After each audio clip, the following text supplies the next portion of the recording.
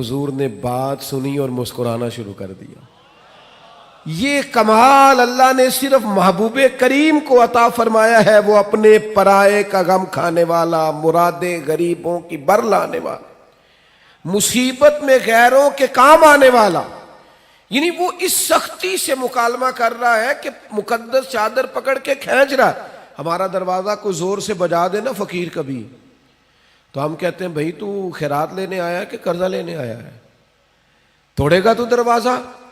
लेकिन कैफियत यह है कि उसने गर्दन मुबारक पर निशान छोड़ दिया, पर हुजूर मुस्कुराए। मेरे दोस्तों, तबीयतों में कुछ ठहराव लाने की जरूरत है, हुजूर से बुर्दबारी का फैजान मांगने की जरूरत। हमारी बेचैनियां, हमारी बेकरारियां, हमारी तबीयतों का उलझाव और हमारा छोटी छोटी बातों पे लड़ पड़ना, छोटी छोटी बातों पे उलझ जाना। आप यकीन करें, ये महफिल और मजालस में बाज इंतजामी मामलात की भी दोस्त पाबंदी नहीं करने देते। किसी को कहा जाए कि आप जरा रुक जाएं, आप थोड़ा ठहर के आएं, आप इस दरवाजे की बजाय इस दरवाजे को इख्तियार कर लें। लेकिन हमारी तबीयत इस तरह की होती है कि हमें मन चाहा सारा माहौल चाहिए। हम किसी उसूल के, किसी ज़ाब्ते के, किसी कायदे के पाबंद नहीं रहना चाहते। क्यों? कि बुर्दबारी नहीं है। नौजवानों, इल्म भी उसी बंदे का काम आएगा जिसमें बुर्दबारी होगी, बुजुर्ग भी वही कहलाएगा जिसमें बुर्दबारी होगी, समझदार भी उसे कहा जाएगा जिसमें हिल्म होगा, कुव्वत बर्दाश्त होगी, जिसका सीना कुशादा होगा। यानी 14 तबक दिले दे अंदर ते असी तंबू वांगू ताने हू, दिल दरिया समुद्रों डूंगे कौन दिलां दियां जाने हू। आपका कुशादा सीना, ये दरअसल। और फिर एक और अहम चीज हमने अपने नबी करीम अलैहिस्सलाम से सीखनी है, वो है शुजात, बहादुरी, तवाना सोच और तवाना तर्ज जिंदगी। डरा डरा अंदाज नहीं, सहमा सहमा अंदाज नहीं। ऐसा ना हो कि जरा जरा सी बात पे हमारे हाथ पैर फूलने लग जाएं। यानी जो चीज अभी आई नहीं उसे सोच के बाद लोग डिप्रेशन का शिकार हो जाते हैं। और जिन घरों में ज्यादा आसानियां आ गई हैं, सहूलियात आ गई हैं, जिंदगी आसूदा हो गई है, वहां एंजाइटी और डिप्रेशन ज्यादा आने लग गए। आप जरा जरा सी बात पर अगर घबराएंगे, परेशान हो जाएंगे, मुस्तरिब हो जाएंगे, तो जिंदगी में बड़े बड़े कारनामे कैसे सर अंजाम देंगे। जिंदगी तो बजाते खुद एक मुशक्कत है।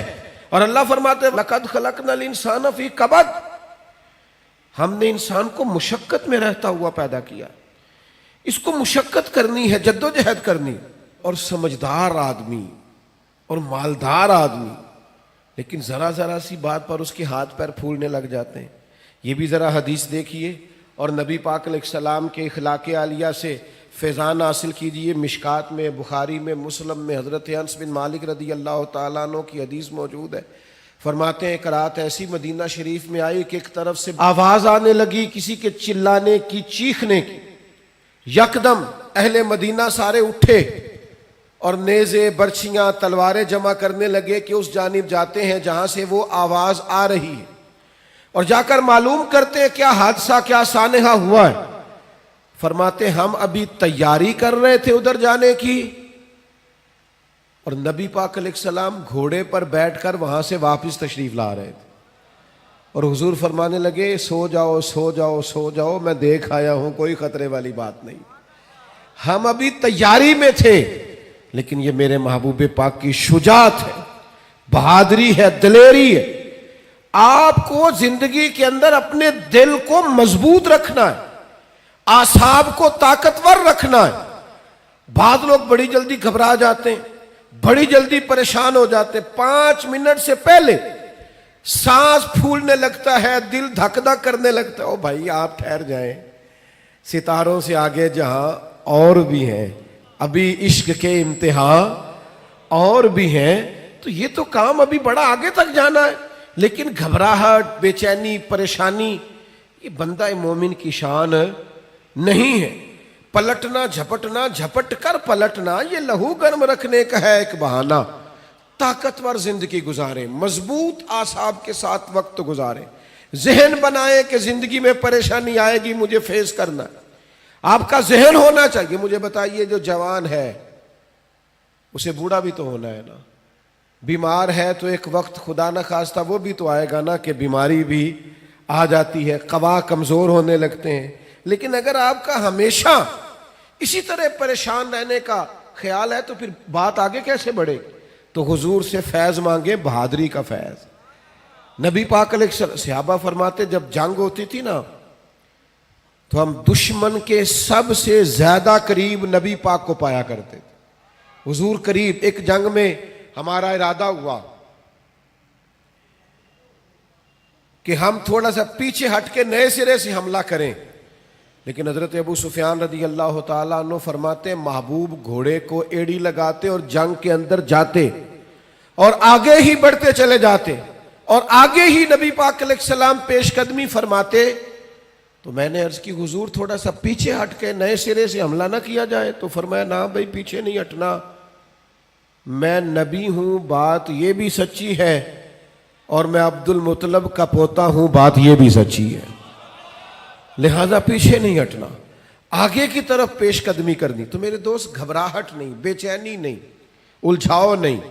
میلاد شریف والے محبوب سے یہ فیضان پائیں کہ ہم نے ہمیشہ اپنے اعصاب کو مضبوط رکھنا. پھر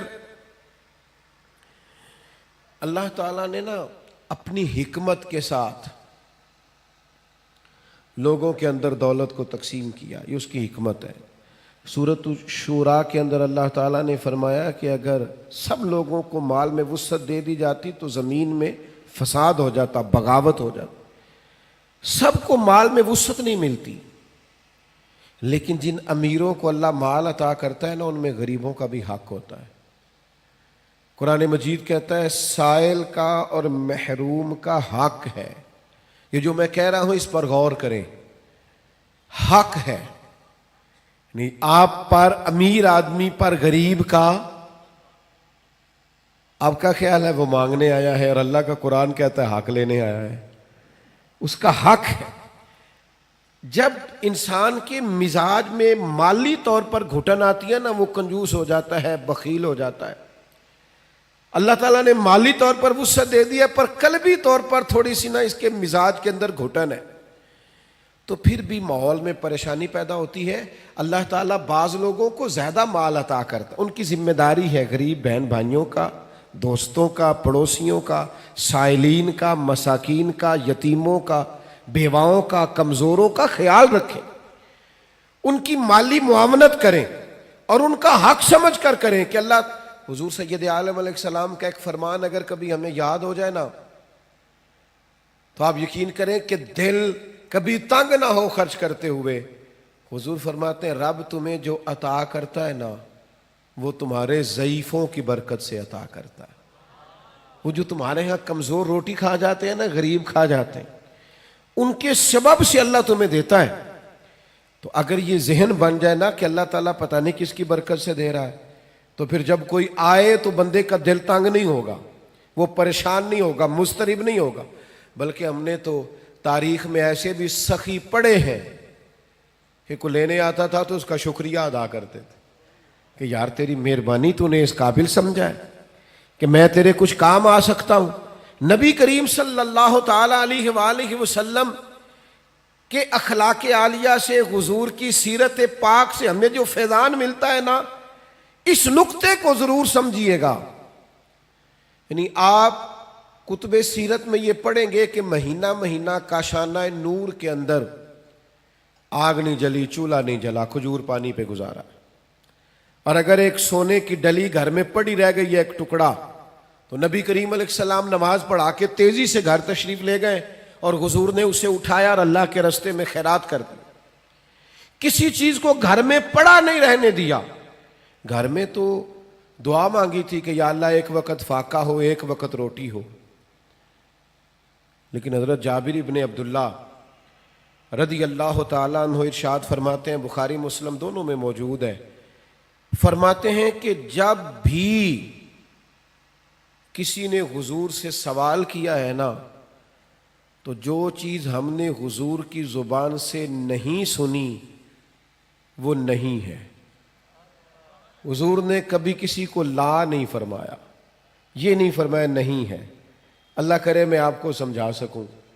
یعنی گھر میں مہینہ مہینہ چولہا نہیں جل رہا، فاقوں کی دعائیں ہو رہی ہیں، لیکن جب کوئی لینے آیا ہے تو حضور نے کبھی نہیں کا لفظ اپنی زبان سے ادا، ایسا کوئی محبوب کہیں ہوگا نہ کہیں ہے، بیٹھا ہے چٹائی پہ مگر عرش نشیں ہے، اور ملتا نہیں کونین کو کیا کیا تیرے در سے، ایک لفظ نہیں ہے جو تیرے لب پہ نہیں ہے۔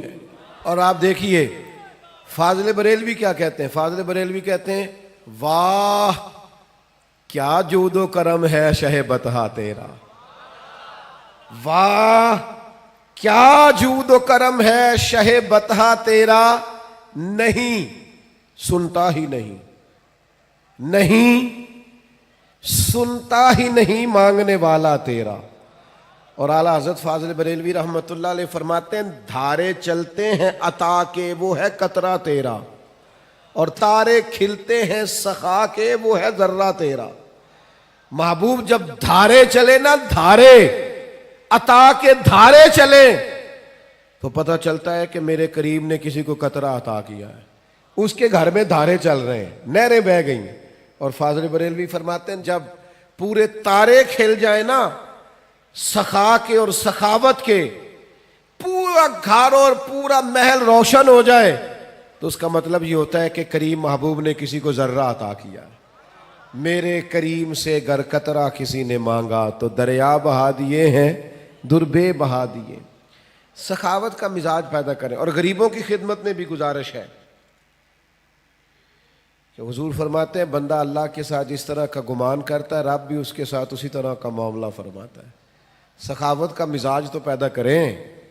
حضور نے فرمایا بندہ دل کا غنی ہوتا ہے، آپ ارادہ تو کریں کہ یا اللہ تو دے میں تیرے بندوں میں بانٹوں گا، آپ ارادہ تو کریں، وہ کریم ہے، عطا کرتے کہاں دیر لگتی ہے۔ نبی کریم صلی اللہ تعالی علیہ وآلہ وسلم کی سخاوت، اور کس طرح کی سخاوت، اس سخاوت کا انداز کیا ہے۔ نبی کریم صلی اللہ تعالی علیہ وسلم کے غلام حضرت انس بن مالک رضی اللہ تعالی عنہ ارشاد فرماتے ہیں کہ ایک شخص حضور کی بارگاہ میں آیا تو اس نے نا 2 پہاڑیوں کے درمیان کھڑی ہوئی بکریوں کا ریوڑ ہی مانگ لیا۔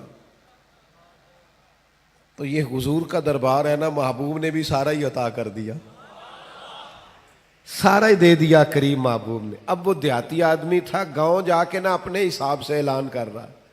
ہر آدمی کا اعلان کرنے کا سٹائل بھی اپنا ہوتا ہے نا، وہ اپنے گاؤں جا کے اپنے حساب سے اعلان کرتا ہے، کہتا ہے سارے مدینے چلے جاؤ، حضور تو اتنا دیتے ہیں کہ غربت کا ڈر ہی دور ہو جاتا ہے، سارے چلے جاؤ مدینہ منورہ۔ محبوب تو یوں بانٹتے ہیں۔ وہ میرے دوست سخاوت کہاں سے شروع کرنی ہے؟ حضور نے فرمایا 2 کا کھانا 3 کھا لیا کرو، اور 3 کا 4 کے لیے کافی ہے، اور 4 کا 5 کے لیے۔ آپ مزاج تو بنائیں بانٹنے کا، ارادہ تو کریں دینے کا، پھر دیکھیں اللہ تعالیٰ کیا انداز اختیار کرتا ہے۔ آپ مجھ سے ناراض نہ ہوئیے گا، ویسے جس آدمی کے پاس پیسے آتے ہیں نا وہ سب سے پہلے گاؤں چھوڑتا ہے، وہ محلہ چھوڑتا ہے جس محلے میں وہ رہتا ہوتا ہے، اس لیے کہ اب دائیں بائیں آگے پیچھے ہوتے ہیں ماڑے بندے، اور اسے وہاں جانا بڑا ضروری لگتا ہے جہاں کوٹھیاں ہی کوٹھیاں ہوں، محل ہی مال ہو، بنگلے ہی بنگلے ہوں۔ وہ چونکہ پرانا محلہ ہی یاد نہیں رہتا، ٹوٹی سڑک ہی وہ میرے گاؤں کا غریب دہقاں سڑک کے بننے پہ تھا کیوں پریشاں، جب اس کے بچے شہر کو جا کر کبھی نہ لوٹے تو لوگ سمجھے۔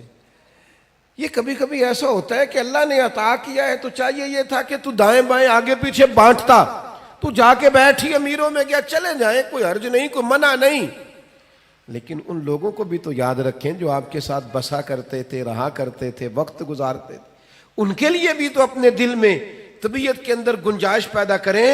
میرے عزیز رسول اللہ بانٹتے، نبی پاک عطا کرتے، اور فاضل بریلوی فرماتے ہیں ہاتھ جس سمت اٹھا غنی کر دیا۔ حضور نے جس کو دیا ہے نا اسے بھی دینے والا ہی بنا دیا ہے۔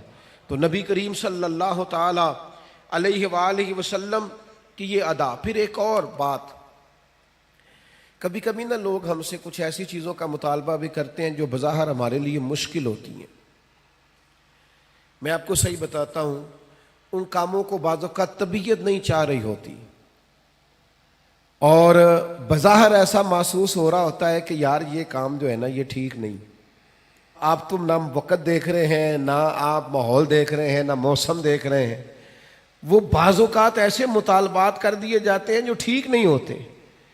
لیکن میرے محبوب کے اخلاق عالیہ کا یہ بھی کمال ہے کہ حضور نہ ہمیشہ کوشش کرتے تھے آنے والے کی دلجوئی کر دی جائے، چلے اگر اس نے بے موسمی بات کر دی ہے تو یہاں سے ہی رنگ تھوڑا بدل لیا جائے۔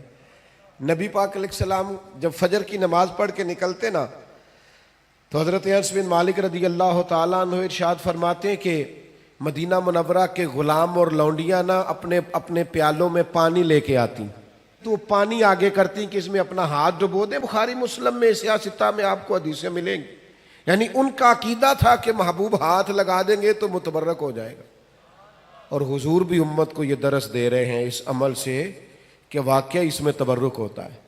نبی پاک کے دست مبارک سے لگی ہوئی شے متبرک ہوتی۔